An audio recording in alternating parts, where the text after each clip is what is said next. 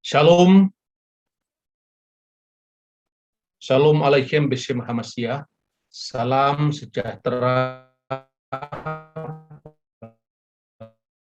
bagi saudara-saudara di dalam Kristus. Dan kita ngaji kitab kita dari Megilat Rut, dari gulungan kitab Rut, ya, terdiri dari 4 pasal saja. Dan kali ini kita akan merenungkan dari perspektif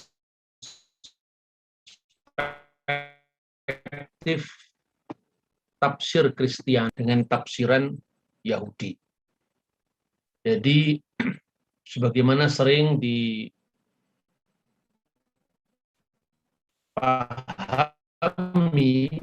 lazim dipahami oleh orang-orang Kristen bahwa Rut itu adalah simbol dari bangsa-bangsa bukan Yahudi atau Goyim. Dan kita akan mempelajari bagaimana kaitannya dengan keselamatan melalui Israel. Jadi bangsa-bangsa lain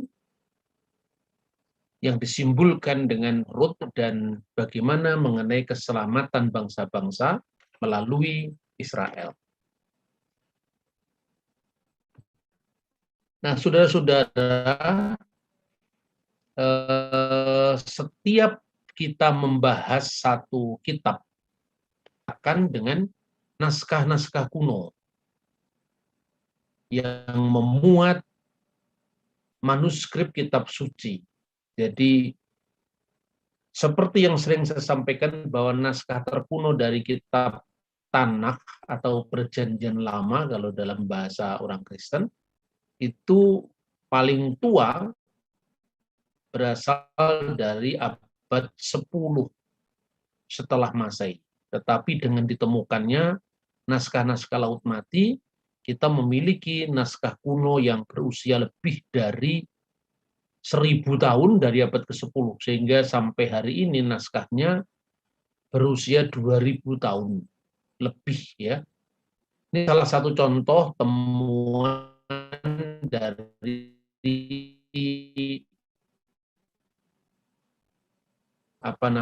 memuat kitab Rut pasal pertama. Jadi ditemukan di gua keempat, Khi itu kodenya Qumran, dan 104 itu adalah kode naskahnya. Teks ini Anda nanti bisa bandingkan, tentu kalau di dalam teks Qumran itu belum ada nikut atau tanda-tanda baca, titik-titik diakritik.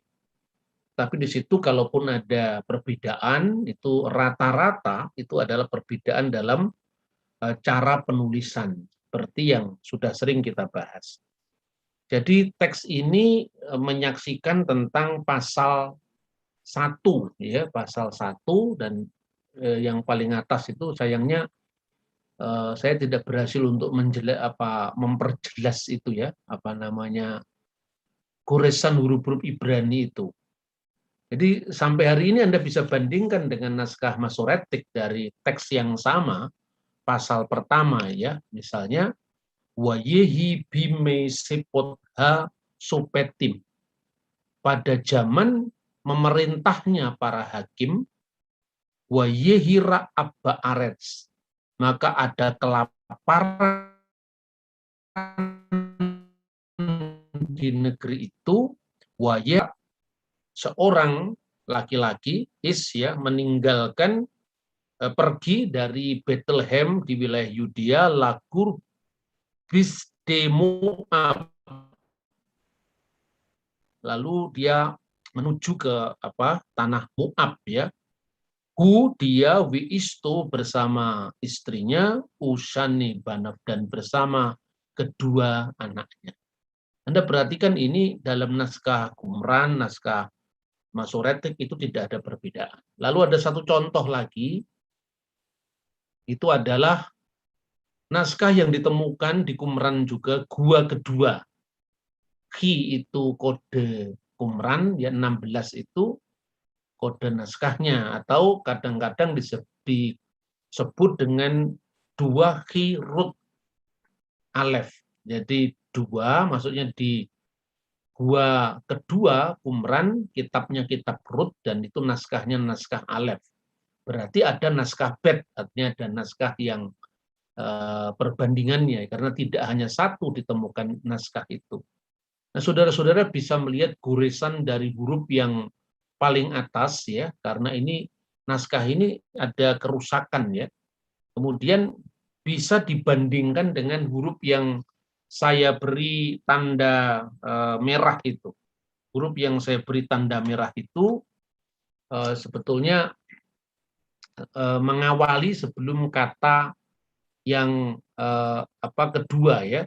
Di situ tertulis wa yisbat lah kali wa tokal wa tisba wa totar misalnya. Jadi ini Rut pasal 2 ayat 14. Dan artinya saya kira dari atas ya, karena sebelum naskah ini tidak saya sertakan, tetapi kira-kira kalau diartikan dari naskah sebelumnya lengkap itu ayat 14 itu, ketika sudah waktu malam berkatalah Boas kepadanya, datanglah kemari, makanlah roti ini dan celupkanlah suapmu ke dalam cuka ini, lalu duduklah ia di sini. Penyabit-penyabit itu dan Boas menunjukkan berkas gandum kepadanya, makanlah Rut sampai kenyang, bahkan ada sisanya. Ini dari Rut pasal 2 ayat 14. Keduanya itu adalah naskah yang ditemukan di Laut Mati yang usianya sudah lebih dari 2000 tahun. Ini selalu saya tekankan berulang-ulang karena biasanya orang menuduh bahwa Alkitab itu sudah dipalsukan, maka saya tidak perlu harus menjawab dengan perdebatan atau menjawab dengan silat kata, tapi saya ingin menunjukkan bukti-buktinya bahwa naskah kuno yang usianya lebih dari 2000 tahun masih bisa diidentifikasi. Kalaupun ada varian teks ya bisa jujur kita daftarkan, kalau ada perbedaan ortografi juga jujur kita bisa muat, dan itu tidak sulit untuk dijumpai dalam publikasi-publikasi sekarang. Kemudian inilah naskah yang berasal dari abad ke-10 yang dikenal dengan naskah Masoretik. Jadi kalau saudara perhatikan bunyinya sama dengan yang tadi kita baca di naskah-naskah Laut Mati. Ini pasal 1 yang mulai pada baris kanan ya, baris kanan itu terakhir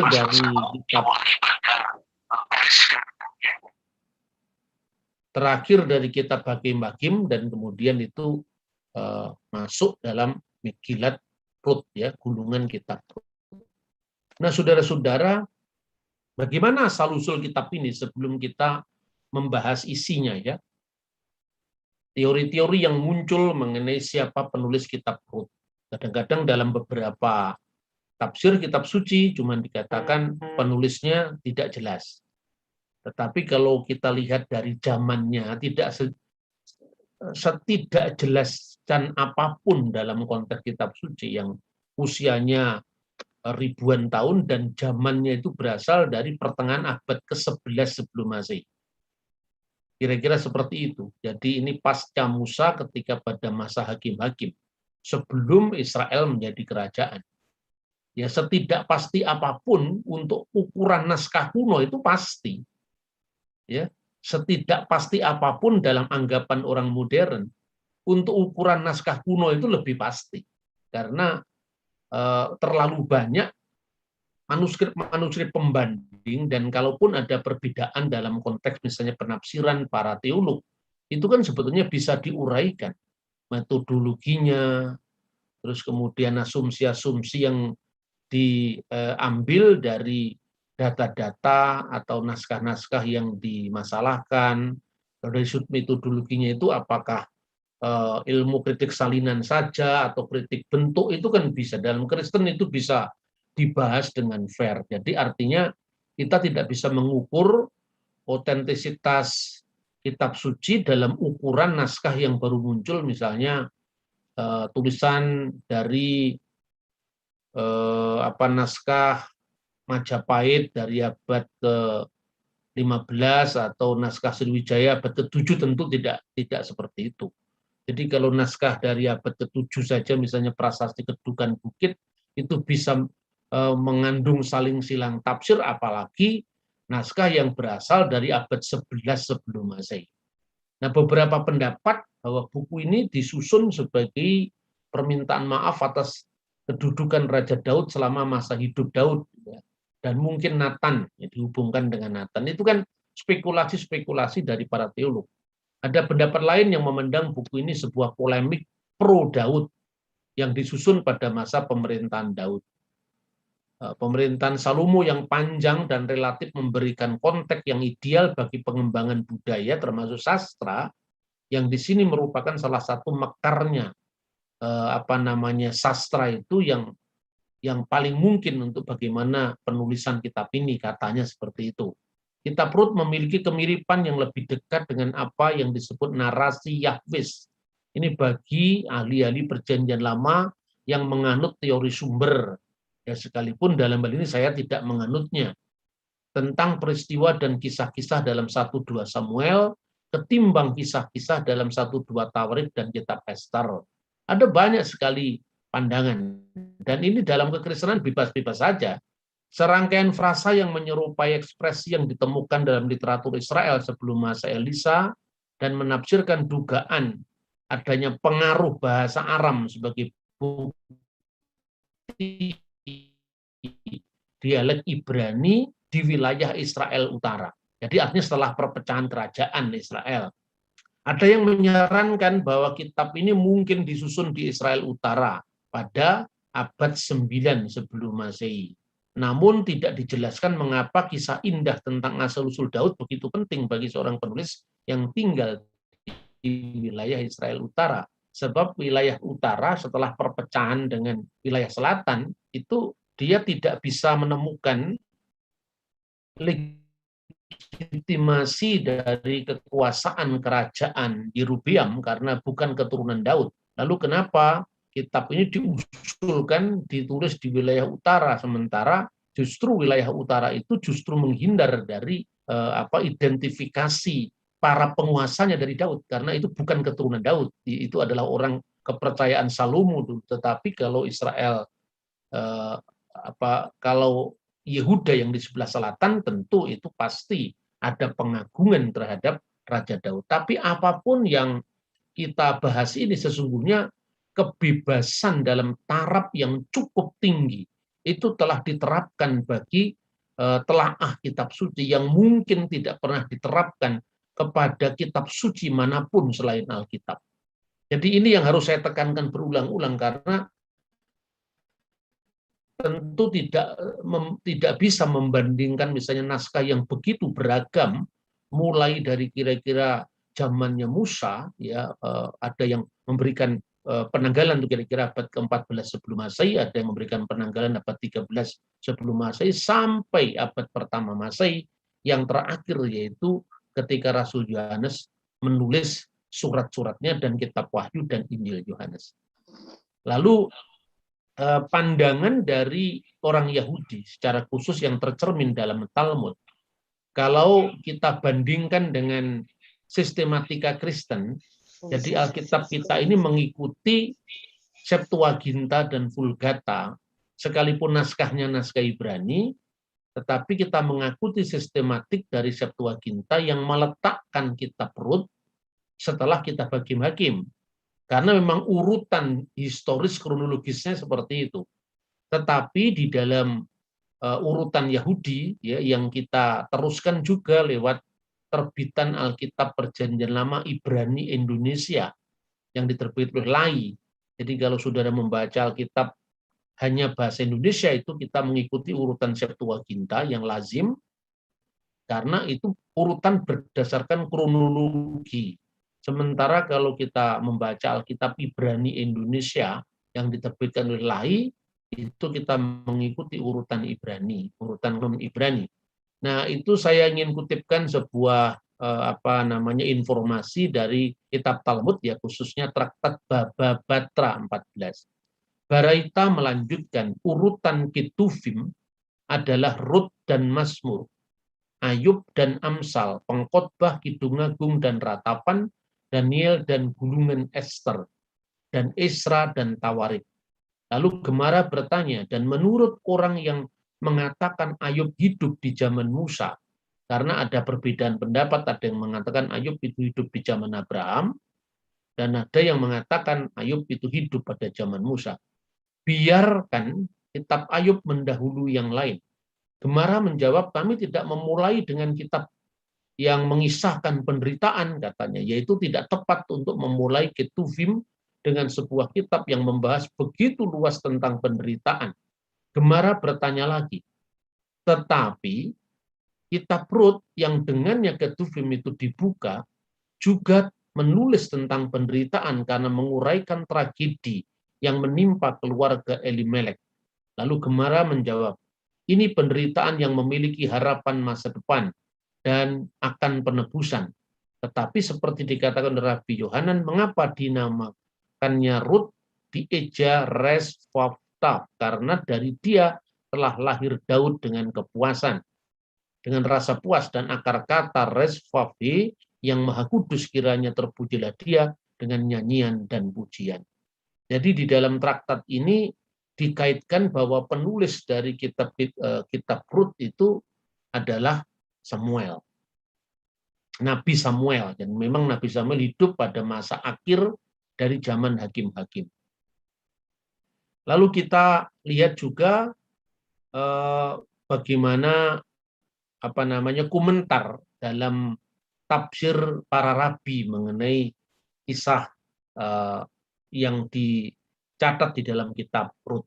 Biasanya kalau tafsiran Kristiani, teks ini dikaitkan dengan, seperti saya katakan tadi, bagaimana orang-orang Goyim, orang-orang non-Yahudi, karena Rut itu berasal dari Moab, ya, tetapi akhirnya dia mengikuti mertuanya ketika bapak mertuanya meninggal, kedua anak laki-lakinya meninggal, ya. Kemudian dia tetap mengikuti Naomi, ya, ibu mertuanya, karena dia mengikrarkan bahwa bangsamu menjadi bangsaku dan Allah yang kamu sembah juga akan menjadi Allah yang kusembah. Nah, ini dalam iman Kristen dipahami bagaimana sebagai gambaran bagaimana orang Goyim, orang-orang di luar Israel, mengalami kesadaran dari petunjuk ilahi untuk mengikuti Allah yang benar yang disembah oleh orang Israel. Dan gambaran bagaimana tentang Rut yang ditebus oleh Boaz, ya, itu gambaran tentang bagaimana manusia telah ditebus oleh Sang Juru Selamat. Nah, tentu kita tidak hanya menafsirkan secara alegoris, tapi kita juga bisa melihat bagaimana kitab Rut itu dipahami secara sastra, dan juga penyelenggaraan hukum pada zamannya itu sangat penting sekali. Jadi tidak hanya cukup bagaimana kita memahami ini dari aspek teologis semata-mata, tetapi out of context kemudian kita menafsirkan, bukan seperti itu, tapi harus ada dukungan bagaimana kitab Rut ini memiliki background sejarah, memiliki background hukum, memiliki background misalnya tentang, kalau hukum itu tentang bagaimana perkawinan levirat, ya, perkawinan levirat itu ketika seorang istri kemudian ditinggal mati suaminya, maka adik dari suaminya itu mengawini istrinya, mengawini istri kakaknya. Karena apa? Supaya namanya tidak hapus dari Israel. Karena itu konteksnya adalah bagaimana marga dari suami yang meninggal tadi tidak hilang, tapi diteruskan oleh adiknya. Tetapi dalam kasus Rut ini nanti saudara agak jauh itu. Tapi di situ Tuhan menentukan bahwa Boaz yang menjadi penebus dari Rut ini, ya, dan itu pun atas saran dari Naomi. Nah, saudara-saudara, memang tidak selalu mudah bagaimana kita memahami teks-teks yang berasal dari zaman yang sudah sangat panjang, tetapi melalui pendekatan yang lebih holistik secara khusus adalah tentang fakta-fakta sosial, bahasa asli, dan barulah kemudian kita masuk dalam pembahasan teologis. Jadi kalau di Kristen maknanya seperti itu, tapi kalau di Yudaisme itu hanya dimaknai sebagai gambaran tentang keagungan cinta kasih. Nah, tapi bagaimanapun kita tetap bisa membandingkan antara keduanya ya. Yang pertama, ini tafsiran para rabi yang saya kutip di sini. Boaz dari Yehuda memberkati Rut karena kebaikannya yang luar biasa baik kepada Naomi dari Yehuda maupun kepada rakyat Yehuda itu sendiri. Dikutip misalnya dari Rut pasal 3 ayat 10. Lalu kata Boaz kepadanya, diberkatilah kiranya engkau oleh Tuhan, ya anakku, sekarang kau menunjukkan kasihmu yang nyata lagi daripada yang pertama kali, karena engkau tidak mengejar orang-orang muda, baik yang miskin maupun yang kaya. Lalu komentar Rabi Rasi, seorang rabi yang hidup pada masa abad pertengahan, meninggal tahun 1105, mengenai tindakan kebaikan yang pertama. Tindakan kebaikan yang pertama itu ketika Rut kemudian bergabung dengan para penyabit itu di ladangnya Boaz. Dan itu digambarkan tentang bagaimana kegigihan dia dalam bekerja untuk Boaz itu. Dan yang disebut dengan kasih kebaikan yang kedua itu ketika atas saran Naomi, kemudian Rut itu melakukan tindakan yang secara budaya dianggap sebagai ukuran penghormatan yang luar biasa ketika Boaz ada di pengirikan dan kemudian dia membukakan selimut dari tempat istirahatnya. Ketika dia ketahui itu adalah Rut, maka disitulah yang dianggap sebagai kebaikan yang kesopanan yang luar biasa, dan itu ditutup dengan kata-kata karena semua orang Yehuda tahu bahwa Rut adalah seorang wanita yang baik-baik. Jangan sampai nanti ungkapan itu diartikan bahwa ini adalah tindakan seorang perempuan mendatangi laki-laki ya. Kita harus melihat itu dari konteks budaya pada zaman itu. Nah, komentar Rabi Rasi itu begini, yang kamu lakukan dengan ibu mertuamu itu kebaikan luar biasa, pengabdian dari Rut kepada Naomi ibu mertuanya setelah ditinggal mati Elimelek dan kedua anaknya, yang salah satu dari itu adalah suaminya dari Rut yang juga meninggal ketika di Moab. Kebaikan Rut seperti yang dicatat dalam kitab Rut itu oleh Boaz dalam tradisi Yahudi dilihat sebagai perbedaan yang mencolok dengan orang-orang Moab. Tempat Rut itu berasal, dan Amon pada umumnya yang dalam Taurat dicatat karena kekurang-baikan mereka. Dalam tradisi Yahudi yang lain, misalnya di dalam Targum Yonatan misalnya, digambarkan ketika Abraham mengunjungi Ismail yang kemudian diterima oleh istrinya yang kurang hormat kepada mertuanya itu, kemudian Abraham menitip pesan kepada istrinya Ismail agar mengganti palang pintu rumahnya. Nah, ternyata Ismail tahu bahwa itu artinya dia harus mengganti istri. Makanya digambarkan dalam Targum itu istri Ismail adalah dua. Tapi ini gambaran-gambaran seperti ini tidak bernilai historis karena Targum Yonatan itu berasal dari abad ke-8 setelah Masehi. Jadi itu munculnya setelah zaman Islam. Sekalipun informasi-informasi lain dari Targum Yonatan dalam bahasa Aram ini tetap kita pertimbangkan karena sebagian yang lain itu adalah melestarikan tradisi tafsir yang lebih tua apabila itu dijumpai dalam teks-teks Yudaisme yang bisa ditemukan paralelnya dengan sejarah yang lebih tua. Nah, kemudian seperti dicatat dalam Ulangan pasal 23:5, karena orang-orang Amon dan Moab tidak menyambut kamu dengan roti dan air dalam perjalanan ketika kamu meninggalkan Mesir. Karena orang-orang Moab menyewa Bileam bin Beor dari Petor yang di Aram Naharayim terhadap engkau untuk mengutukmu. Dan catatan Rasi tentang perjalanan Israel di jalan menuju dalam perjalanan Eksodus itu ketika kamu berada dalam keadaan yang sangat lelah, tidak ditolongnya.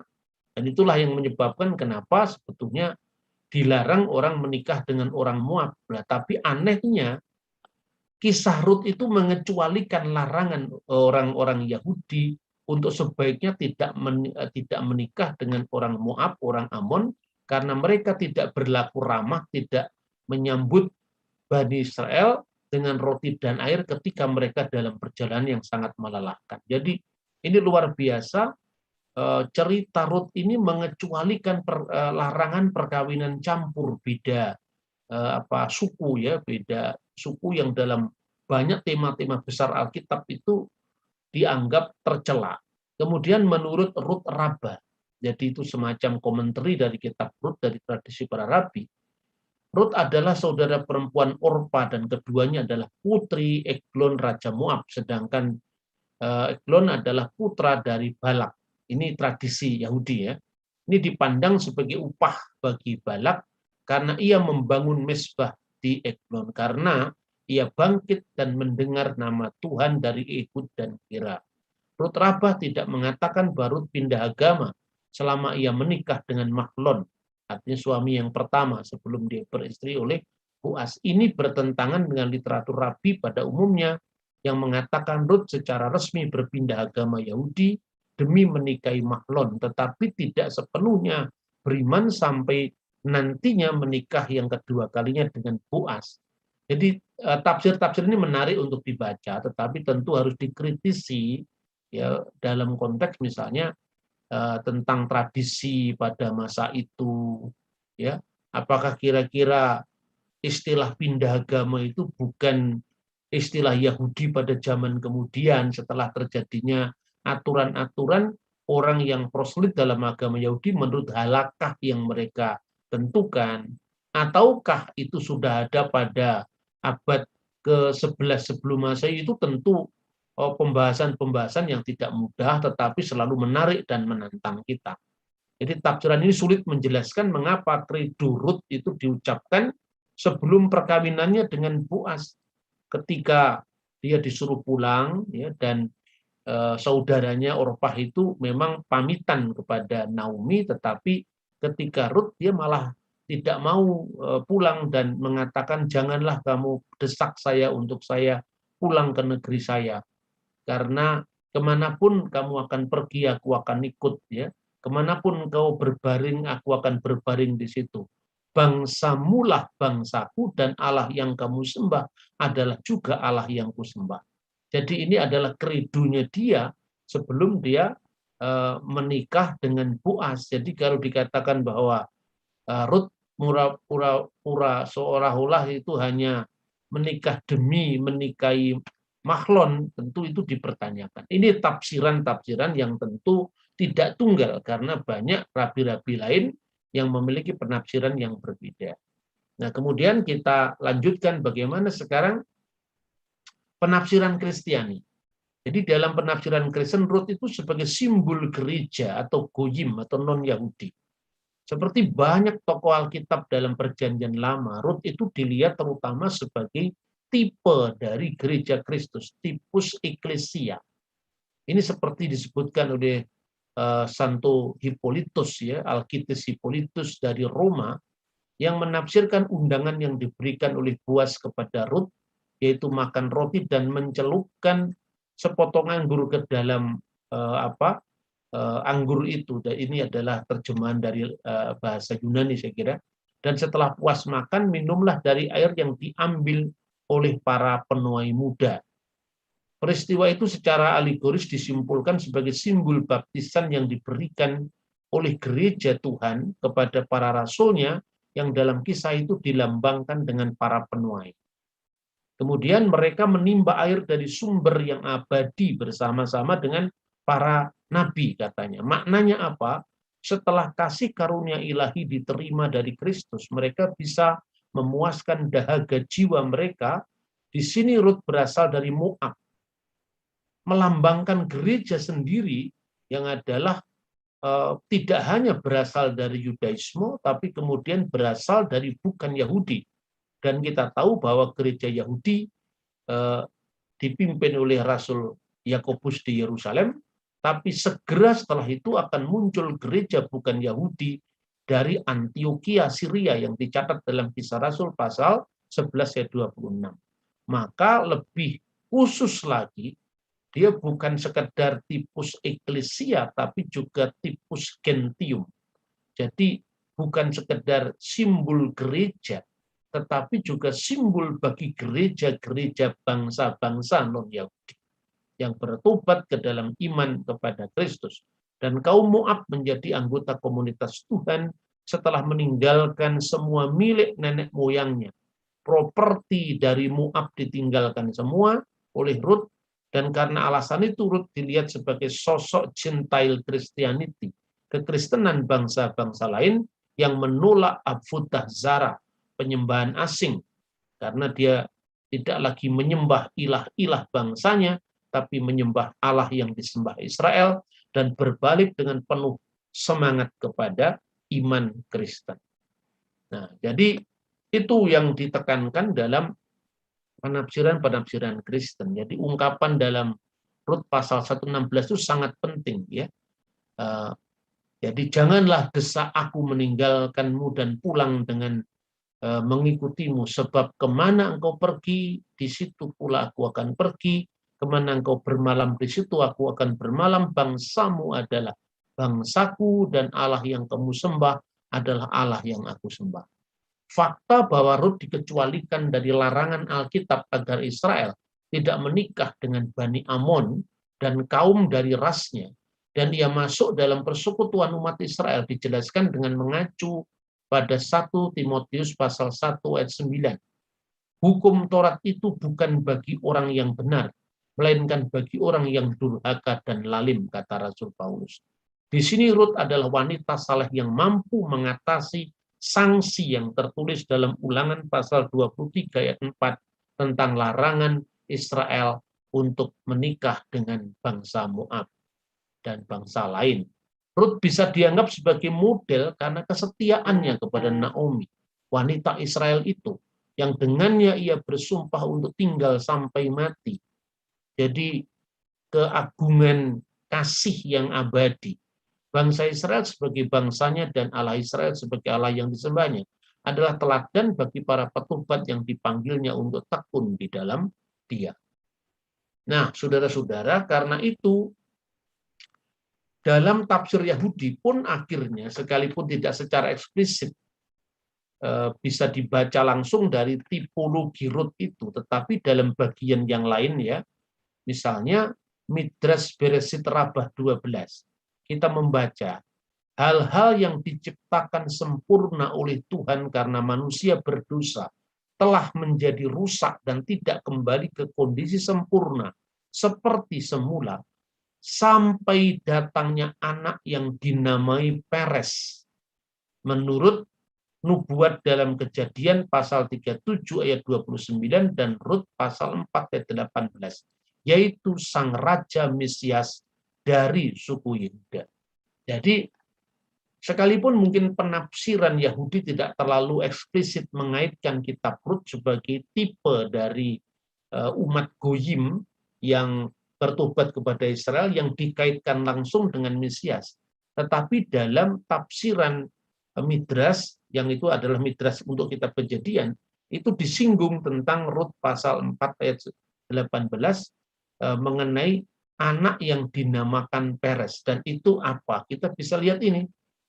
Di akhir dari kisah Rut itu dengan Boaz setelah dia menikah, itu diakhiri dengan silsilah, ya, toledot dari Peres itu.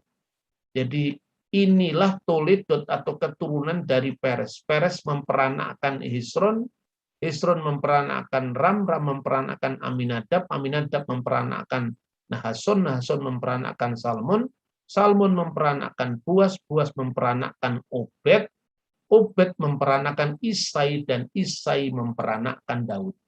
Dan teks ini juga akhirnya dilanjutkan, dilengkapi sampai pada silsilahnya Yesus Kristus dalam Injil Matius pasal 1, ya, saudara-saudara itu.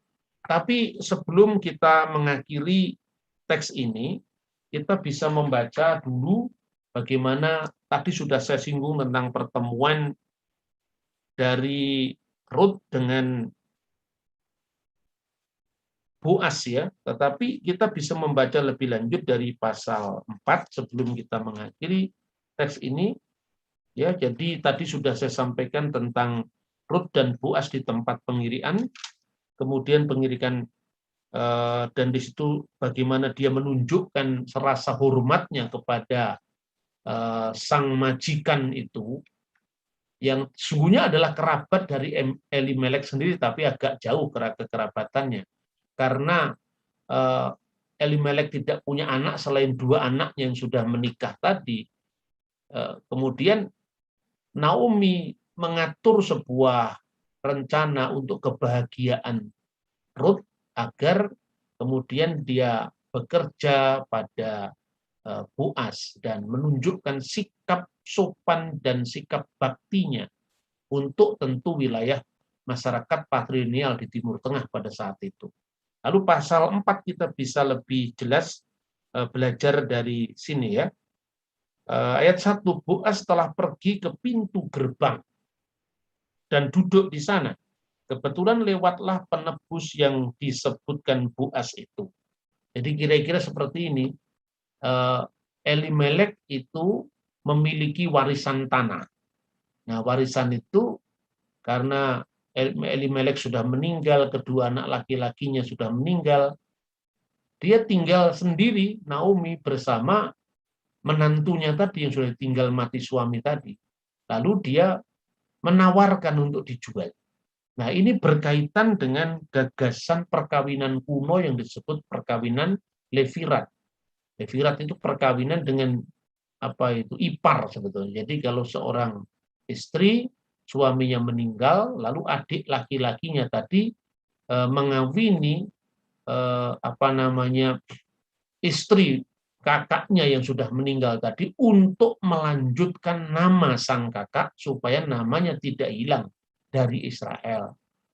Nah, karena Elimelek tidak punya anak lagi, ya, maka kemudian dia merancangkan kepada keluarga yang agak jauh, yaitu keluarga Boas. Dan ternyata Boas jatuh cinta pada Ruth, ya. Kemudian, tetapi dia masih berpikir barangkali ada Goel, ada penebus yang lebih baik dari dia.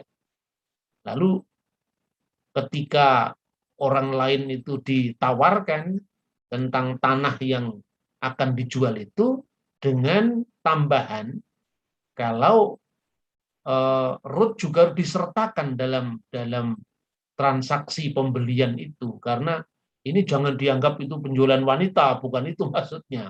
Tetapi ini berkaitan dengan kalau tanah itu soal perdata, tetapi kalau mantan menantunya, artinya kalau sudah dinikahi orang lain kan bukan lagi menantunya. Itu artinya harus dilakukan karena apa? Yang kedua itu berkaitan dengan meneruskan nama dari keluarga itu. Jadi dalam sistem kekerabatan Timur Tengah itu, khususnya untuk masyarakat Israel, nama itu tidak boleh hilang. Makanya ketika dia mati dan dia tidak memberikan anak, nama dari keluarga itu harus dilanjutkan.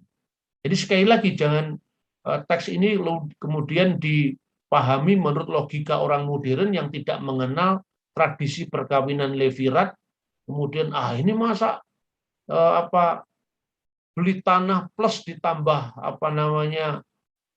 perempuan, bukan seperti itu, ditambah janda cantik, bukan seperti itu. Jadi kita mesti melihat ya, penjualan tanah itu adalah persoalan perdata, tentu keperdataan menurut hukum pada zaman itu.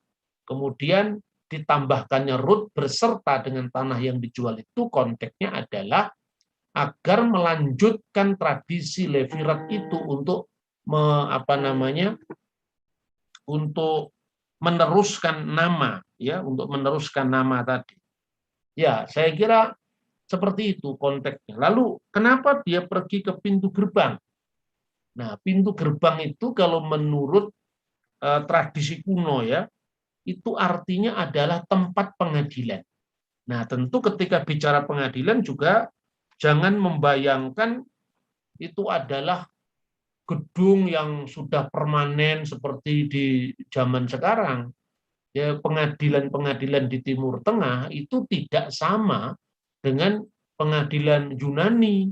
Jadi pada zaman Yunani kuno misalnya pengadilan itu dilakukan di apa namanya Areopagus misalnya seperti kasusnya Paulus diadili itu Areopagus.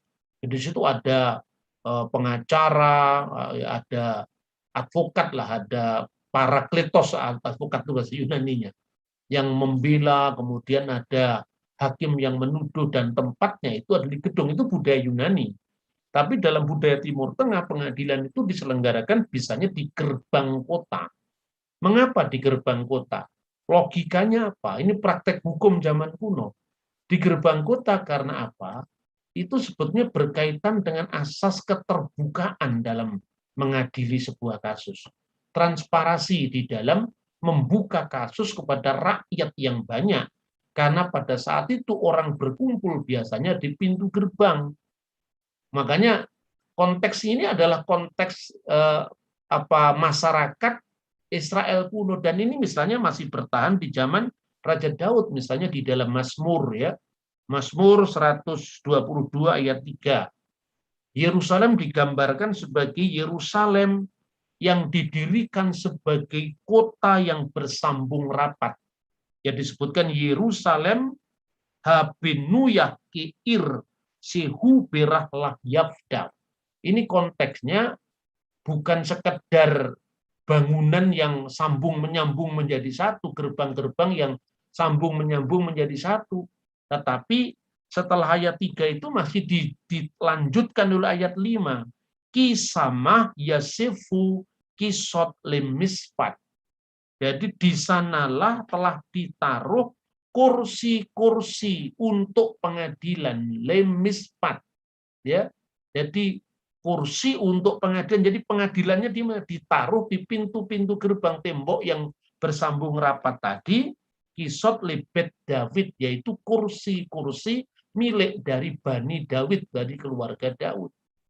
Nah, kalau Anda belajar tentang pengadilan di Israel kuno, tentu berbeda dengan pengadilan di Yunani kuno, ya seperti Areopagus atau Bukit Mars itu.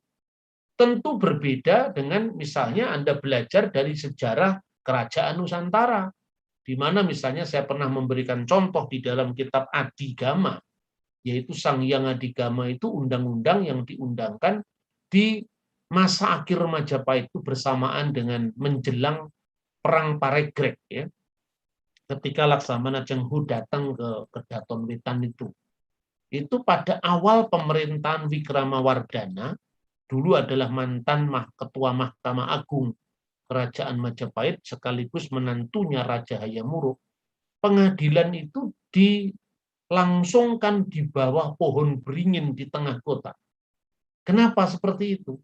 Karena pohon beringin dalam masyarakat Nusantara kuno ada simbol pengayoman. Maka hukum tidak hanya menjamin kepastian, tidak hanya menjamin keadilan, tetapi juga menjamin pengayoman dari negara. Nah, itulah yang ditekankan dalam simbol pohon beringin. Makanya dalam putusan pengadilan kita, ya sejak zamannya Bung Karno, atas usulan Dr. Saharjo, ditulis di bawah pohon beringin ada kata-kata demi keadilan berdasarkan ketuhanan yang Maha Esa. Ketika kita bicara tentang Boas ini dalam konteks pengadilan Israel kuno, kenapa dilakukan di pintu gerbang? Karena itu asas keterbukaan dalam mengadili. Jadi kalau misalnya raja atau yang memerintah pengadilan itu tidak adil, semua rakyat akan melihat bagaimana putusan itu keterbukaan, transparansi di dalam konteks putusan pengadilan. Nah, kemudian berkatalah Boas kepada para tua-tua Israel, para skenim Israel, dan kepada semua orang di situ. Kamulah pada hari ini menjadi saksi bahwa segala milik Elimelek dan segala milik Kilyon dan Mahlon, kedua anak laki-lakinya, aku beli di tangan Naomi. Juga Rut perempuan Moab itu, istri Mahlon aku peroleh menjadi istriku untuk menegakkan nama yang telah mati itu di atas milik pusakanya. Kenapa ini terjadi? Karena sebelumnya itu ada penebus yang datang untuk membeli tanah itu, tapi begitu diinformasikan sekalian dengan Rut, dia tidak mau, karena aku ingin menegakkan namaku sendiri, aku tidak mau menegakkan nama mantan suaminya Rut itu. Sementara itu karena cinta sejatinya kepada Rut, maka akhirnya dia menyaksikan kepada orang-orang di situ, ya di pintu gerbang itu, dan dia saksikan bahwa dia mengawini Rut itu tadi, ya. Kemudian kita lanjutkan, juga Rut perempuan Moab itu istri Mahlon, dan aku peroleh menjadi istriku untuk menegakkan nama orang yang telah mati itu di atas milik pusakanya. Demikianlah nama orang itu tidak akan lenyap dari antara saudara-saudara dan dari antara warga kota. Kamulah pada hari ini menjadi saksi. Dan seluruh orang yang hadir di pintu gerbang dan para tua-tua berkata, kami menjadi saksi. Tuhan kiranya membuat perempuan yang akan masuk ke rumahmu itu sama seperti Rahel dan Lea, yang keduanya telah membangunkan umat Israel. Biarlah engkau menjadi makmur di Efrata, dan biarlah namamu termasuk di Bethlehem. Keturunanmu kiranya menjadi seperti keturunan Peres yang dilahirkan Tamar bagi Yehuda, oleh karena anak-anak yang akan diberikan Tuhan kepadamu dari perempuan muda itu. Dan Peres ini dimaknai sebagai kakek moyang yang akan melahirkan Mesias dan menjadi terbukti ketika Yesus juga lahir dari suku Yehuda sebagai keturunan Raja Daud. Lalu Boas mengambil Rut dan perempuan itu menjadi istrinya, dan dihampirilah dia. Maka atas karunia Tuhan perempuan itu mengandung, lalu melahirkan seorang anak laki-laki. Sebab itu perempuan-perempuan berkata kepada Naomi, terpujilah Tuhan yang telah rela menolong engkau pada hari ini dengan seorang penebus. Termasyurlah kiranya nama anak itu di Israel, dan dialah yang akan menyegarkan jiwamu dan memelihara engkau pada waktu rambutmu telah putih, sebab menantumu yang mengasihi engkau telah melahirkannya perempuan yang lebih berharga bagimu dan 7 anak laki-laki. Dan Naomi mengambil anak itu serta meletakkan pada pangkuannya, dan dialah yang mengasuhnya. Nah, ingat kisah yang pernah saya sampaikan ketika membahas tentang Hagar dan Sarah. Bagaimana pola pengangkatan anak dalam tradisi kuno di Timur Tengah, termasuk undang-undang Hammurabi, undang-undang Lipit Ishtar, ya. Jadi sebetulnya ini merupakan sebuah penyempurnaan yang lebih baik daripada hukum yang dulu berlaku pada zaman Musa. Jadi berlaku pada zaman Abraham. Jadi dalam undang-undang Lipit Ishtar, Prasasti Nusi, undang-undang Hammurabi, itu harga perempuan itu sepertinya tidak setara dengan laki-laki. Jadi ada subordinasi gender sebetulnya.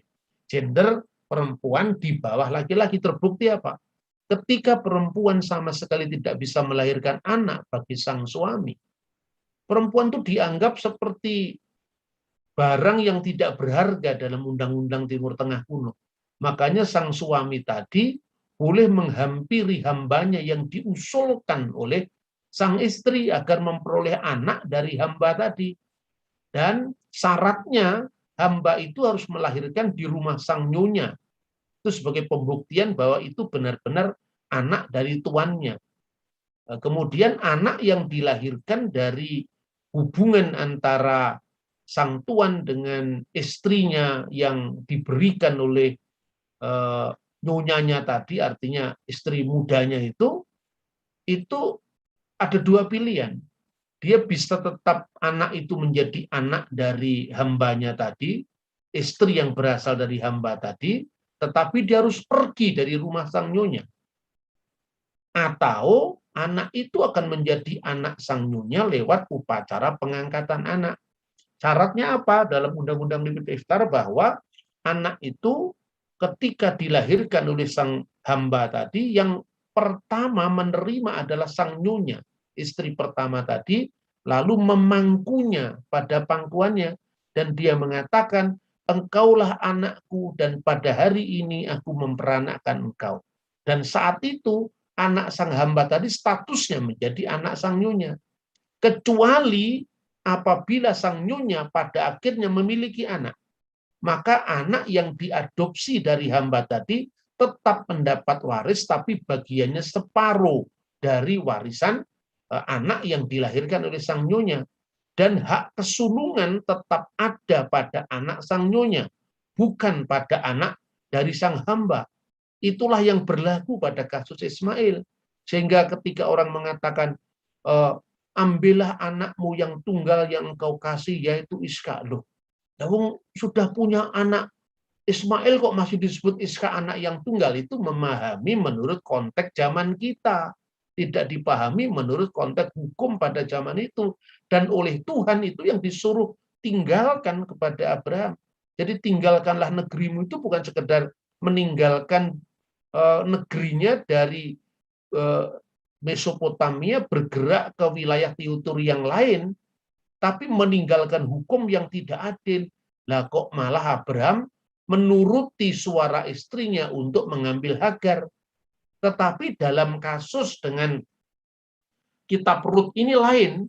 Jadi Naomi mengambil anak itu serta meletakkannya pada pangkuannya dan dialah yang mengasuhnya.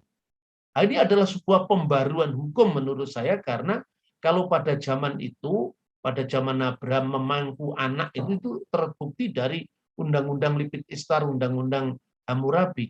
Itu konteksnya belum bisa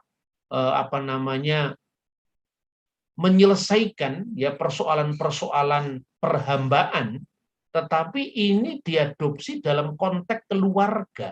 Jadi artinya hubungan antara keluarga besar Elimelek itu tidak terhapus dengan ketika perempuan yang ditinggal mati suami tadi menikah dengan kerabatnya yang terdekat. Jadi ini kira-kira pandangan-pandangan yang bisa dikembangkan dari sudut pandang praktek hukum pada masa kuno. Jadi sekali lagi saya sampaikan bahwa kita tidak boleh mengukur sebuah kasus yang jaraknya 2000 tahun sebelumnya dipahami menurut konteks kita sekarang. Itu sebuah anakronisme yang menurut saya justru tidak saintifik, tidak ilmiah. Seperti anak tunggal tadi, bagaimana Ishak disebut anak tunggal atau anak sulung, sementara sudah ada Ismail. Itu kan hukum kita, zaman kita sekarang. Nah, padahal kita tidak bisa melihat itu dari ribuan tahun yang lalu dengan ukuran kita. Bahkan, menurut saya, tafsiran-tafsiran para rabi pun itu harus diukur dari konteks sejarah ini. Tidak bisa misalnya asalkan itu orang Yahudi yang menafsir, cukup dari sudut pandang ilmu bahasa atau sastranya, Anda langsung percaya. Tidak bisa seperti itu. Karena apa? Tafsiran-tafsiran Yahudi itu juga beragam. Mungkin gambaran bahwa Peres itu akan melahirkan sang Mesias tidak terlalu kuat sekarang. Karena konteksnya masyarakat Yahudi modern itu sudah mulai melakukan redefinisi dalam pengharapan mesianik mereka. Nah, itulah yang bisa saya sampaikan dalam pelajaran yang sangat penting tentang kisah Rut ini sebagai tipus dari gereja, sebagai tipe dari eklesia, khususnya eklesia dari kalangan kaum Goyim, kaum non-Yahudi. Dan secara eklesiologis ini sudah selesai di gereja ketika Ignatius dari Antioquia, murid Rasul Petrus, mengatakan dalam suratnya kepada orang-orang Magnesia, adalah tidak masuk akal apabila orang-orang Kristen dari kalangan bukan Yahudi harus dipaksa untuk melakukan hukum Yahudi. Tetapi sejak saat Ignatius dari Antioquia, antara anggota gereja yang berlatar belakang Yahudi yang tunduk kepada hukum Musa, ya, yang tunduk kepada Misfot Moshe, sementara orang-orang bukan Yahudi tunduk kepada Misfot bin Noah, anak undang-undang atau apa namanya hukum dari anak-anak Nuh. Dan itu keduanya nanti disebut sebagai satu gereja yang kudus, yang yang rasuli. Jadi satu gereja yang kudus, yang Katolik artinya berlaku universal, dan yang apostolik yang rasuli. Demikian kira-kira yang bisa sampaikan. Tuhan memberkati kita. Shalom aleichem b'shem HaMashiach.